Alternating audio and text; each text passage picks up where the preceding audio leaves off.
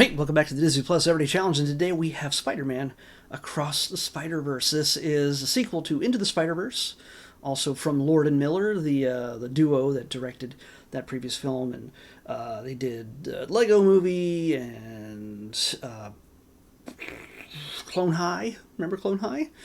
They've done a bunch of other things, but they're known for their often comedic take. They very nearly did the Solo film until they got taken off of that one for apparently not making it too serious. There's a lot of controversy with that, but regardless, they've made yet another amazing, spectacular, astonishing Spider-Man movie. This one features Miles Morales, as did the previous Spider-Verse film. It's, yes, fully animated, except for the parts that aren't. There's a few live-action connections to other Spider-Man films, even a Venom film. Yeah, I'm going to spoil a few things here and there. Just be aware that I realize that if you're a big Spider-Man fan and you somehow haven't watched this, or a big Marvel fan and you somehow haven't watched this, this is on you. Seriously. And you're watching me talk about it, this is on you. Also, in the sense that the original film, Into the Spider-Verse, isn't on Disney Plus. I don't know why, other than just wanting to get my opinion, which, thank you for considering me, you can't watch Into the Spider-Verse on Disney Plus yet. Mainly due to, rights issues, in the sense of when that original film was released, more than likely it is stuck on another streaming platform until that time runs out, and then Sony, Marvel, they'll put it on Disney Plus, and that'll be good. Because at one point, I'll say, when Disney Plus first launched, not all the Pirates of the Caribbean movies were on Disney Plus. They had to wait like a year in some cases, because they still had a contract with other streaming services, whether it was Netflix or Amazon or whatever, and there wasn't a ton back then. But you could only watch them on these other services.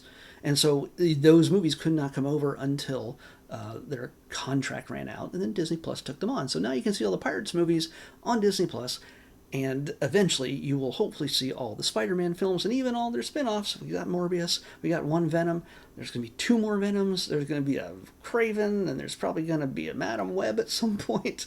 Who knows when those deals run out, or when they'll decide to just add them or just ignore them. I have no idea, but in this case, we have a 2-hour and 20-minute long movie right here. This is not just your average cartoon. It's not a short little thing. It is from 2023, and it feels like it's been forever since this movie came out. And I don't think I've watched it. I have the Blu-ray, but it feels like it's been 10 years since this came out. Doesn't look like it, because it looks so progressive in so many ways, animation-wise, that it's only 2 years? Really? Seriously? Okay. I'm going to try to keep this short, because I could talk about this movie forever. Yes, the animation is spectacular. It is many different types of animation all at once. It's a lesson in animation, in applying animation, not just for backgrounds and movement of character. And yeah, I imagine there's some not stop motion, but motion capture in a lot of these, the way people move. I imagine that there was. If there wasn't, somebody should be getting more awards than even that they've already gotten. This better have gotten awards. There is, it's just when it comes to backgrounds, rendering backgrounds and reflecting the backgrounds, and just the environment based on the mood of the characters, the situation, the universe they're in. Yes, this is a multiverse movie, and yes, we're probably sick to death. Some of you are sick to death of multiverse stories. It's going to be around for a little bit while longer, because we still got Secret Wars to come. This is the way it's going to be, so deal with it. And this is not even that same multiverse kind of story. It might cross over and connect eventually with the MCU. I don't know anything that anybody else doesn't know. I probably know less, because I avoid spoilers at all costs in many cases. So all I know is the next film is Beyond the Spider-Verse, only because it says it at the end of the film that Miles will return in that. And yes, this is a cliffhanger. I forgot that until we got to the very end. I'm like, oh yeah, we don't get an ending. we do to a degree. The movie is still incredibly satisfying in so many levels, firing not just on character and story and animation and the actors who provide the voices. And sometimes I imagine, like I said, the motion capture in some cases. If not, kudos to everybody involved. Again, I can't stress that enough. So yeah, we get all the same characters back. We get some new actors in this. Jason Schwartzman plays the Spot, who is a low-level Spider-Man villain who gets raised really high up. For anybody who's not sure, if again, since you can't watch Into the Spider-Verse on this thing, I suggest finding a way to watch that first. But if you can't, if you don't want to, if you don't remember and you want to just watch this one, it gives you enough of a primer leading into the story as to what happened, enough to know what happened in the previous film. And there is a strong connection, obviously, to the previous film as to what relates to the origin of the Spot and Miles as well. We also get a tremendous introduction in the first 20 minutes of the film is a Gwen story. It's literally Gwen's origin story. And Gwen is a spider person who got bit by a spider instead of Peter Parker in that reality, as it just happened to be.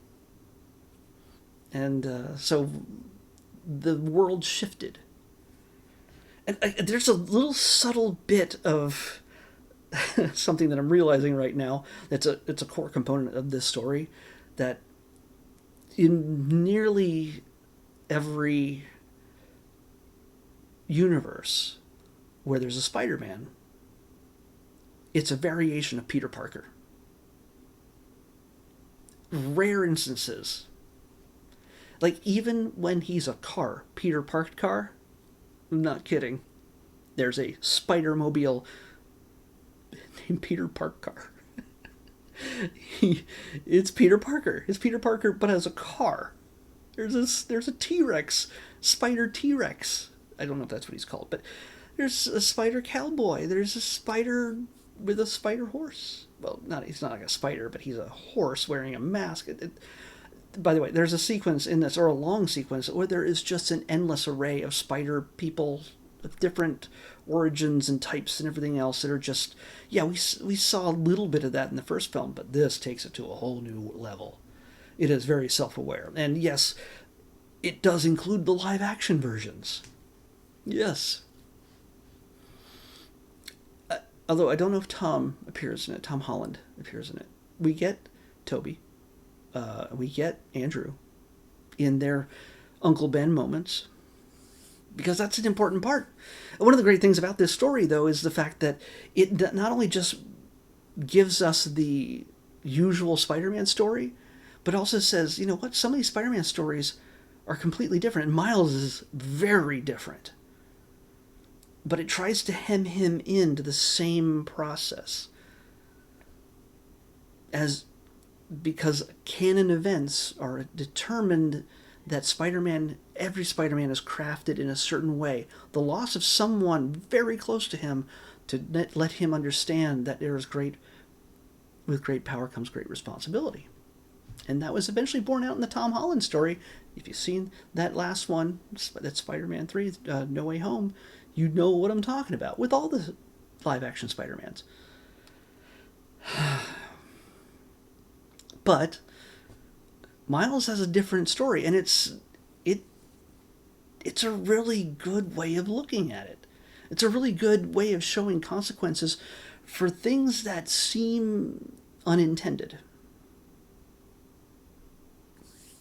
Like, in a story that's not Uncle Ben, in every reality, this is going to be spoilerish, in every reality, there is a police captain who tries to rescue someone, and in the end, Spider-Man can't save him. That comes into play in this movie. A few ways. Because it's all based on this, and it's even called, that canon event is called ASM 90, and that means Amazing Spider-Man 90. Yes, they play. It's directly referencing the comics. Spoiler. This is the story of the death of Captain Stacy. We saw those in the with the Toby and well, I don't know if we did. We didn't see that in the Toby one. We didn't. Did we get that story with the Toby one? No, I don't think we did. Because by the time we got Spider-Man 3, it was all about Venom and everybody else, and Gwen showed up for a little bit. But we got that story with Andrew's Spider-Man, Amazing Spider-Man. So will this have to affect Miles? Miles didn't lose somebody to give him, power and responsibility, the power and responsibility speech. No parent figure had to die, even though in the comics, his mother died and was later resurrected through reality finagling. It's too much to explain. But in this case, Miles is a dad who's a cop, who's about to become police captain. Well, is this his reality going to double down and take care of that for him? And can he stop it, or should he stop it? Because it's required. It's a canon event, right? These kind of things are canon events. If anything, because he qualifies for both father figure, because he's a father, and also police chief, he is destined to die. He's got to die, right? Whereas Miles is going to go his own way. I love the fact that it's been so long since I've seen this, and I haven't seen the trailer, which gave away so many big moments so often. And I saw the trailer so many times going to see other movies, which I loved it, but still realizing now that it's been a few years, and I forgot some things. Like I said, I forgot that there was a cliffhanger. And that we're suffering through these empty years without a Spider-Man film, and I'm glad they're not rushing it. I'm glad that whatever innovations and animation, like the work they're doing in this, isn't rushed and it's not like half-assed, and they're just, I know they're going to knock it out of the park. Sorry if I'm putting too much pressure on you, but guys, gals, everybody involved in this, I do not doubt that it's going to pay off in astounding ways. I am excited to see this. I want to see this in a theater full of fans just going crazy. That's what I love most about going to Marvel films, is that when the crowd is so into it, on the edge of your seat, and you can't look away. You can't rush out to pee. You're not refilling your popcorn. You're literally just there, and there's nothing else going on. That's how all movies should be. Whether you're watching it on a big screen, your TV, your computer, your phone, whatever it is, you can't look away. I usually, when I watch things that I've already seen before, and I've seen this a number of times, I'm just working. Sometimes cool, and I'm looking at that screen while I'm looking at another screen that has some work on it, and I'm just fine-tuning some stuff. And it's never too intensive, but I'm able to watch what's going on. I can pause every once in a while. Oh yeah, that's cool. I didn't get anything done. I didn't get anything done during this. Because, one, it kept reminding me of all the things. And, of course, when a scene starts moving, just action scenes of him swinging through things and moving around, it's stuff you can do in animation that you can't do in live action. They have done it some amazing ways in each of the Spider-Man films to depict the feeling of being Spider-Man, swinging through the city as Spider-Man. Nothing compares to this animated version, because again, the flexibility of animation is that it can do anything, and you don't worry about, does that look realistic? It's the benefit of being animated that gives you the plausibility of just saying, I don't care if it doesn't look realistic. It looks like Spider-Man. And Spider-Man, it should be breathtaking. It should be by the skin of your teeth kind of action. And like, is he going to collide with this? Nope. By the width of a strand of webbing. So that's one of the just amazing things that I love about these films. I'm going to say the cast. Shamik Moore as Miles is going to be forever the first not live action, but animated Spider-Man, Miles Morales Spider-Man. Haley Steinfeld, who is Kate Bishop in the MCU, She will probably not be playing Gwen Stacy in any live action film. Possibly. She's a little bit more mature now. When they eventually, and I'm going to tell you, these characters will be in live action at some point. It's part of the MCU at some point. They got to be. Get rid of all the Cravens and the Morbiuses and the Madam Webs and everything else, and Sony work with Feige, Amy Pascal and Feige and everybody else. Work with them to bring these characters into live actions as well as you have done with Tom Holland's Spider-Man. Just do it. Just work that out. And I know there's already casting and probably people figuring that out. And by the time Beyond the Spider-Verse ends, we will probably get our first glimpse at the actual live action Miles Morales. Is my guess. I don't know anything. It's my guess. Just saying. So we have great leads. We have Oscar Isaac as Miguel O'Hara, Spider-Man 2099, playing a very intense Miguel. And he comes off as a bad guy, but he is a good guy in the comics. He's got some future issues, but he's fantastic in this. He looks so intense. He is a Spider-Man just really on edge, let's just say. He's not as lighthearted in the movie as he is maybe in the comics. Spider-Man always has to be funny. That's the way it usually is. Peter Parker's back in this as well, played by Jake Johnson. You know him from My Girl and a few other things. Brian Tyree Henry is playing Miles' dad. Hilarious. Luna Lauren Velez, I didn't realize this until later, that she was Guerta in Dexter. I can't remember her rank, whether it was captain or lieutenant, but Guerta, captain? But in the series Dexter, who is, one of the main characters in the show. So we get a fantastic cast. Issa Rae, Jessica plays Jessica Drew, a very different version of Jessica Drew. And because a lot of this, there's a part of this that says when we're dealing with canon events that we have to let them happen, okay? That if a captain, police captain, or an Uncle Ben is put in danger and you see it coming, and you're observing this from, if say Miles Morales went back in time and saw Uncle Ben about to die, he has to let him die. Because that's what makes Spider-Man who he is. Turns him from a self-serving showboat who doesn't care about anybody else's needs. Lets the robber pass by, and that robber later on kills his Uncle Ben. Great power and great power means great responsibility. And so if Miles went back, he couldn't stop that. He shouldn't stop that. We all believe. Would Peter be the same Spider-Man if Uncle Ben hadn't died? I'm sure there's a what if out there that tells that story.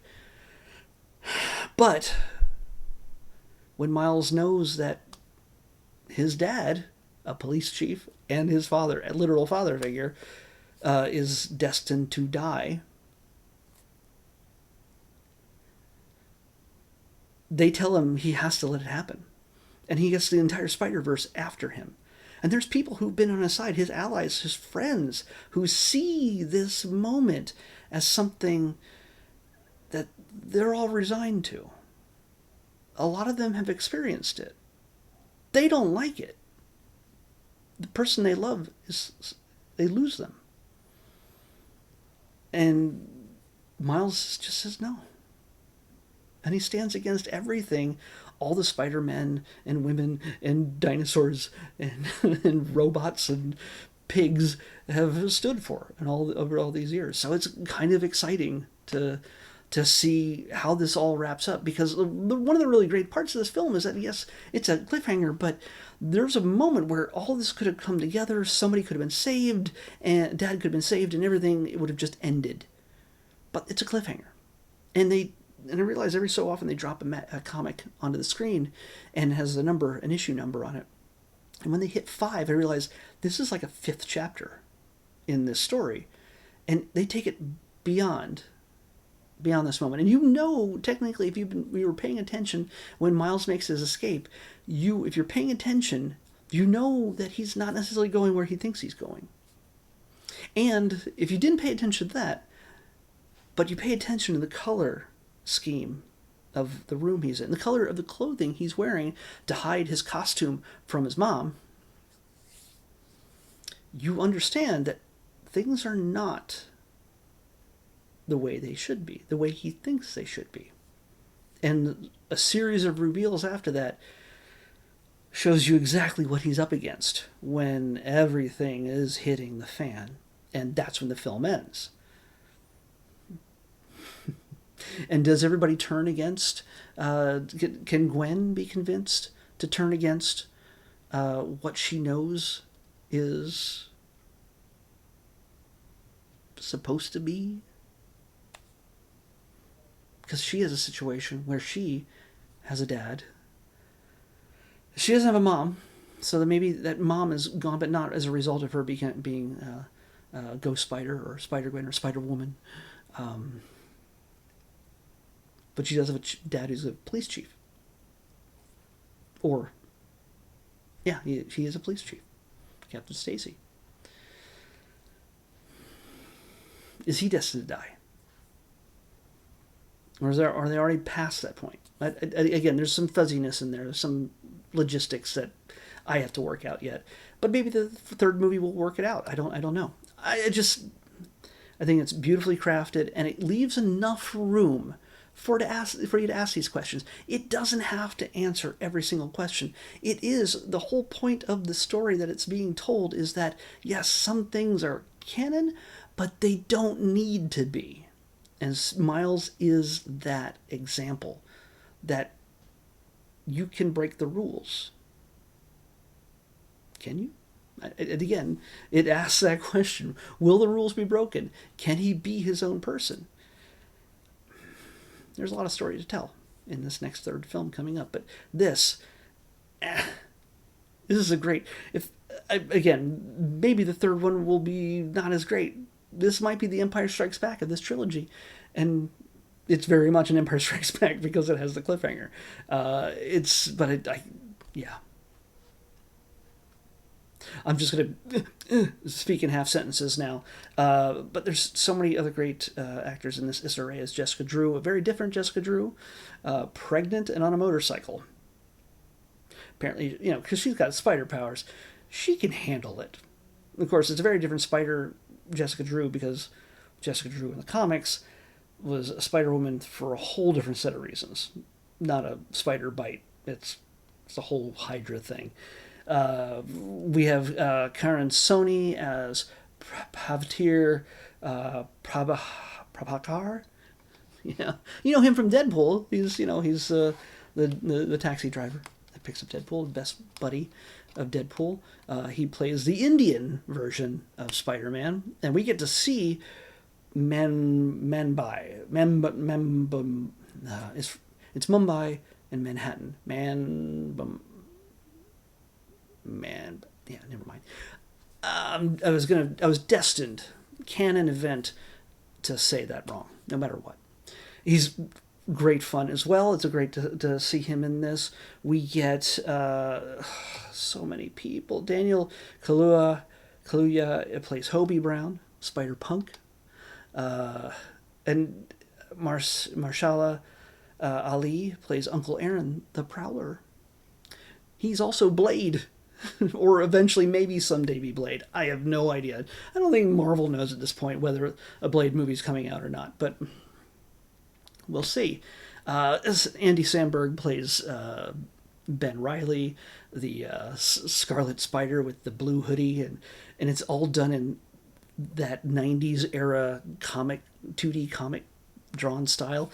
It's so for people who grow up with that, like as I did, it's just absolute perfection. Jack Quaid plays another Peter Parker. It just says Peter Parker. And Rachel Dratch plays guidance counselor that's helping Miles get into school. You see her early in the film. There's so many people in this I can't even You need to check it out afterwards, or see if you can recognize the voices. It's a game I tend to play whenever I watch a movie. And even though I knew a lot of these actors were already in this, it was a neat exercise to remind myself to go, oh my gosh, that is Andy Samberg. It's, from Saturday Night Live, Brooklyn Nine-Nine, stuff like that. So, the acting, the animation, the storyline, the messing with the multiverse, playing in the multiverse, and which is the whole point of the thing that's called the Spider-Verse. It's going to be a multiverse story no matter what. And I love those kind of stories as much as everybody else hates them, because they're so prevalent these days. They're going to do it in Peacemaker this week over in DC. But and Deadpool and everything else, they play with it, but at the same time, they speak to it at the same time. And I could make an hour's worth of video of me rambling on about the animation. I would rather sit and talk with somebody who knows about animation and just blather as a nerd with them who knows all the stuff, and I go, it was neat. I would do another hour just on this trilogy when the new one comes out. Maybe I will do that. I don't know. But I can't recommend this enough. Seriously, watch it. I'm going to make sure this doesn't time out on me. It's 2 hours and 20 minutes. It seems like it's long for an animated film, but it's not. They make full use of every minute. And for me, it just little moments, even the littlest moments, hold so much visual impact. To me, this is, if there was, there's American anime. There's obviously American anime.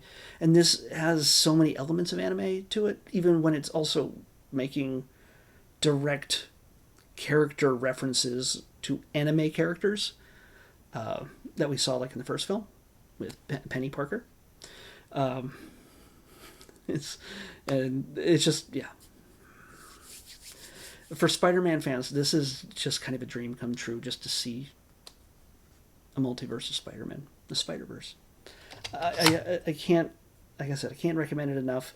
Please take some time. If you don't watch it right now, watch it again when Into the Spider-Verse gets added someday, and when Beyond the Spider-Verse is about to hit theaters. I would say watch those two in preparation for the third one. That's what I'm going to do. I'm going to say that right now. I'm going to do that. Boy, oh boy, oh boy, oh boy. I've rambled enough. This is really long. Let's pick tomorrow's episode. 147. Didn't this already pick 147 like the other day? And I said no. Yes, it did. Oh no, it didn't recently, but it has already been picked early on. 147 was already picked, and it was X-Men Dark Phoenix. I told it not to pick the same numbers twice, so now we got to pick again. It's not listening to me. 82. 82. Oh, well, this one's going to be real easy. It's a series of shorts, I believe. And this is kind of brand new, because there's a lot of these little stories. It's a Disney Junior thing. But yeah, it's a new spin-off of Minnie's Bowtunes. It's Minnie's Bowtunes Pet Hotel. So what's cuter than Minnie and Daisy and everybody else and their bows and other stuff and pets? Bring the pets along. Sure, why not? Add some cute animals. Kids will love it. Minnie's Bowtunes Pet Hotel is what we're watching next on the Disney Plus Everyday Challenge. I'll see you back here tomorrow with that.